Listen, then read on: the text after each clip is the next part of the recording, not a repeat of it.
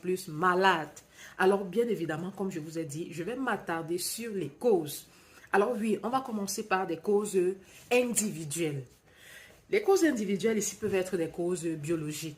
Et je vais bien spécifier quelque chose. Parce que quand on dit cause biologique, les gens vont s'attendre à ce qu'il y ait un gène qui soit porteur de l'agressivité. Mais j'ai envie de dire que lorsqu'on parle de causes biologiques ici, là, on est toujours dans une transmission d'un caractère acquis. On est dans un apprentissage de notre système nerveux d'un comportement.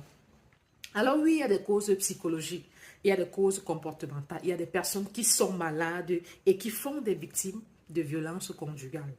Alors, il y a également des causes relationnelles. La famille qui est le socle, comme j'ai souvent l'habitude de le dire, nous sommes le fruit d'un conditionnement, notamment notre premier conditionnement vient de la famille.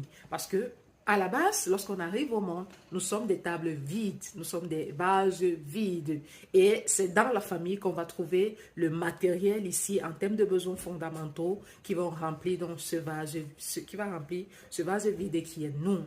Alors oui, les normes culturelles, nous sommes dans une société patriarcale où on va dire aux petits garçons que non, un homme il est fort, un homme il manifeste sa violence, un homme peut manifester sa violence sur la femme, un homme peut ceci, peut se permettre de cela et plus encore, je vais aller plus loin, où on va dire aux petits garçons que un homme n'a pas le droit de pleurer, ça veut dire qu'un homme doit étouffer et tuer ses émotions. Alors, étouffer ses émotions ici voudrait à ce que ces émotions-là, qui sont des manifestations physiologiques qui doivent sortir, vont forcément sortir ici sous forme d'une agressivité. Alors, cette agressivité-là va se diriger vers le genre,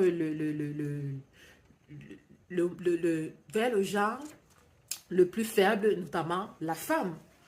Alors oui, on va être dans des consommations de drogue. Parce que ça aussi, on a souvent tendance à oublier. C'est que ces violences conjugales peuvent être, comme j'ai dit tantôt, la conséquence d'une société malade. Alors, dans la consommation, il y a ce déséquilibre psychique-là. Il y a ce dysfonctionnement au niveau du cerveau-là qui vont faire qu'il y a des choses qu'on ne peut plus contrôler chez nous. Et la conséquence, c'est qu'on va avoir des actions violentes, on va avoir des actes violents.